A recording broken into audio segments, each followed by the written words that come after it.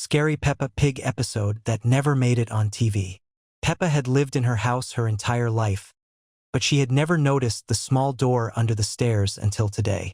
It was painted the same yellow as the walls, almost invisible unless you knew where to look. The door was barely tall enough for her to crawl through, and it had no handle, just a small keyhole. When she asked Mummy Pig about it, her mother's face went pale and she quickly changed the subject. Daddy Pig pretended he couldn't see the door at all, walking right past it as if it didn't exist.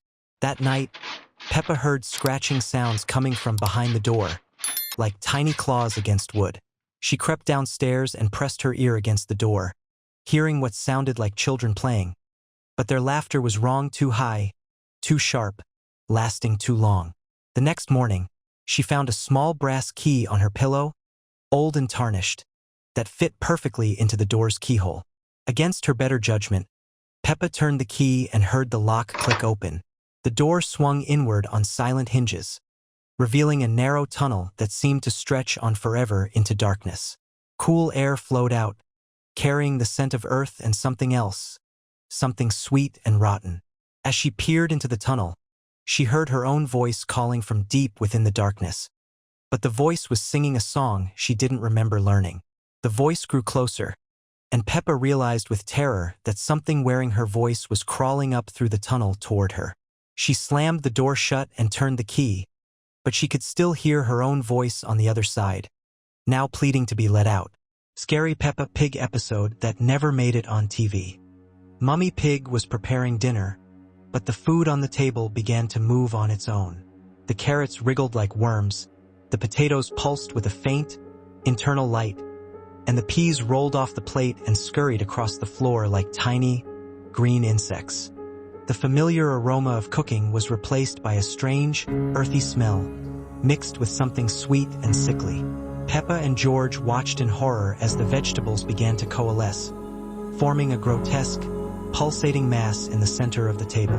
It grew larger, slowly taking on a vaguely humanoid shape, with two glowing green eyes emerging from its surface. Mummy Pig, her back turned, continued to hum, oblivious to the monstrous transformation occurring behind her. The kitchen grew cold, and the familiar sounds of cooking were replaced by a faint, squelching noise.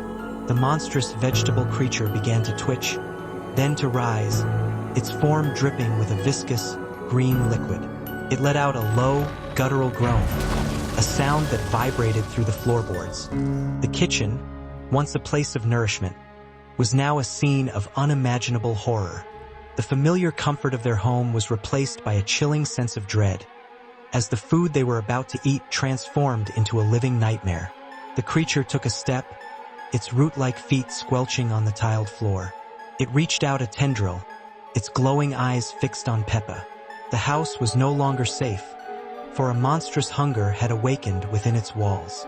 The familiar comfort of their dinner time had become a terrifying encounter with a sentient, malevolent entity. The food was alive and it was hungry.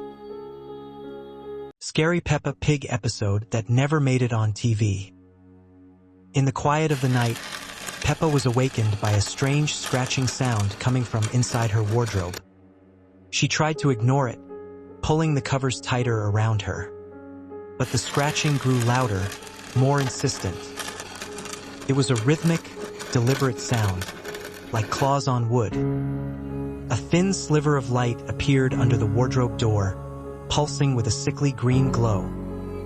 Peppa's heart hammered against her ribs. She wanted to call for Mummy and Daddy Pig, but her voice was caught in her throat. The wardrobe door creaked open, and a long, spindly shadow stretched across the floor, reaching for her bed. The air in the room grew cold, and the familiar, cheerful wallpaper seemed to peel away, revealing dark, damp stone beneath. The green light spilled out, casting dancing, distorted shadows on the walls. The scratching stopped, replaced by a low, guttural growl. Peppa could see two glowing red eyes in the darkness of the wardrobe, unblinking and malevolent. The shadow on the floor grew larger, taking the shape of a monstrous figure with long, sharp claws. The smell of damp earth and decay filled the room. The figure stepped out of the wardrobe, its form shifting and indistinct, a creature of nightmare. It moved with a slow, deliberate grace, its red eyes fixed on Peppa. The familiar comfort of her bedroom had become a cage, and the monster was the keeper. The moonlight streaming through the window was swallowed by the encroaching darkness. The creature's growl rumbled through the room, a sound that vibrated in Peppa's very bones. It raised a clawed hand, its shadow falling over Peppa's bed. The world outside her window seemed to fade away, leaving only the suffocating darkness of the room and the terrifying presence of the monster. The last thing Peppa saw before she squeezed her eyes shut was the glint of sharp, white teeth in the monster's gaping maw. Scary Peppa Pig episode that never made it on TV. Peppa was helping Mummy Pig water the plants in the garden, but the flowers seemed to wilt and turn black as soon as the water touched them. The vibrant green leaves shriveled, and the colorful petals curled inward, revealing thorny, twisted stems. The soil beneath their feet began to crack and crumble, revealing not earth, but a dark, pulsating mass. A low, rhythmic thumping sound emanated from deep within the ground, like a giant heart beating.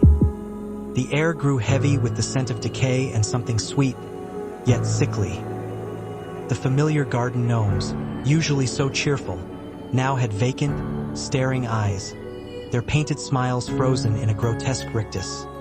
The garden, once a place of beauty and life, was transforming into a barren wasteland. The thumping grew louder, and the ground beneath them trembled.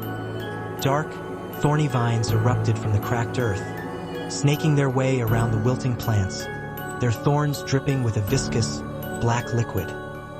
The sun, usually so bright, was obscured by a thick, unnatural mist that rolled in from the edges of the garden. The sound of buzzing insects filled the air, but these were not ordinary bees. They were large, black, and their wings beat with an ominous hum. The garden shed, usually a place for tools, now seemed to pulse with an internal, sickly green light.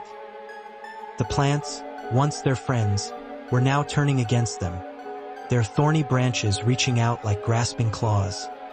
The garden was no longer a place of growth, but of consumption, slowly devouring everything in its path.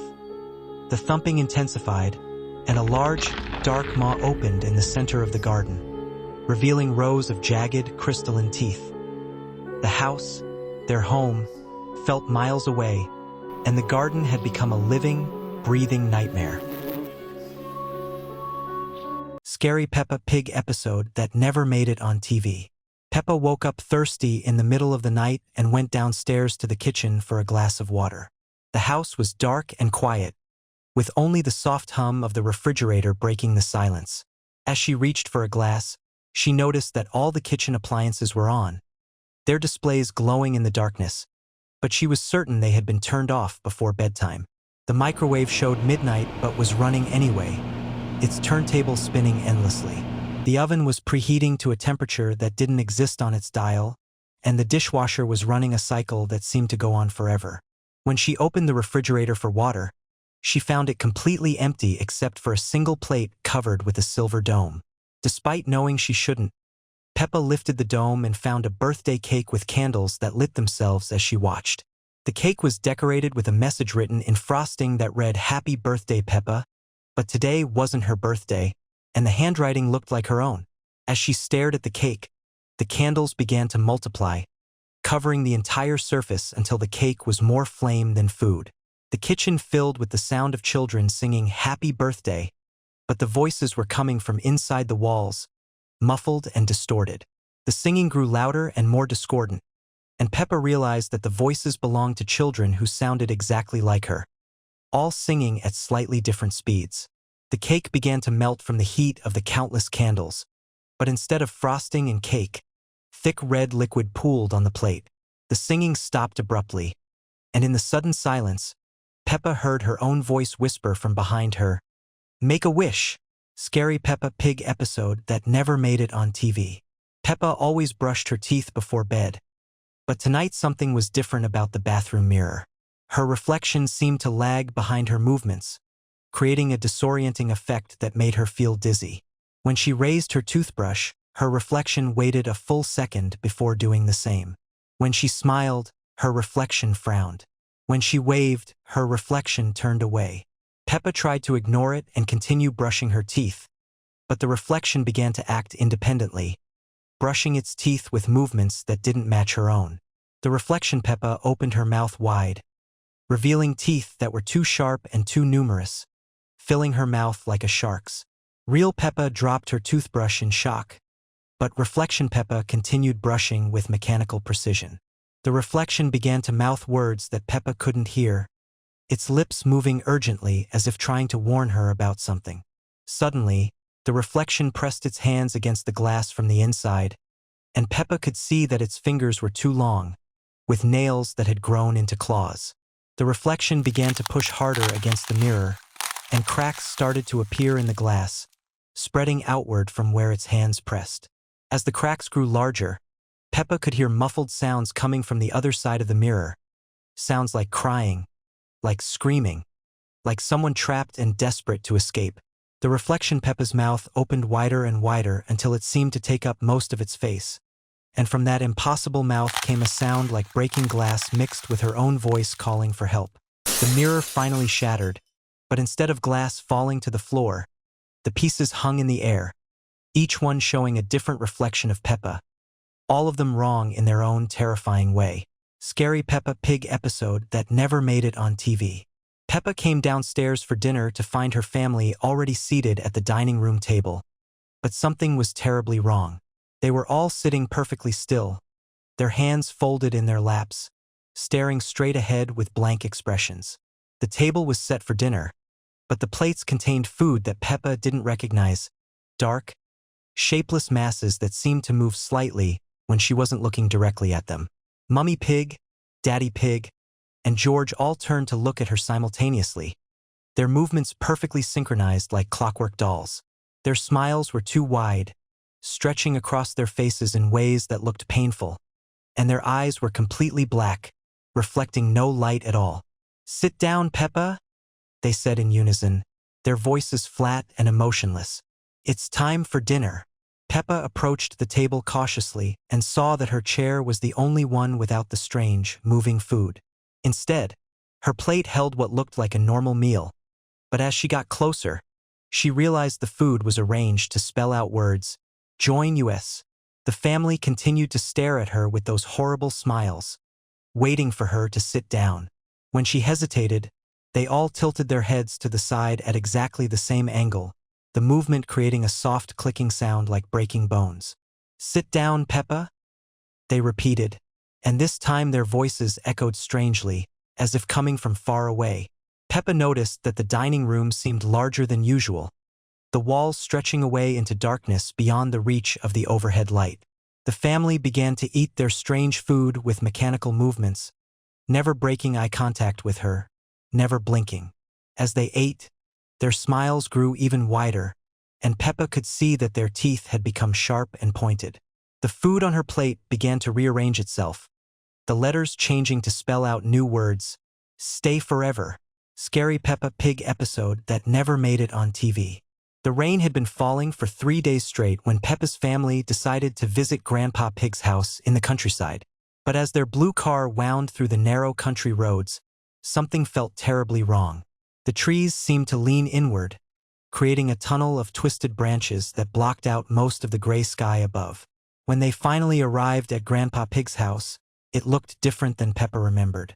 The cheerful yellow walls had faded to a sickly pale color, and the windows were all covered with thick, dark curtains.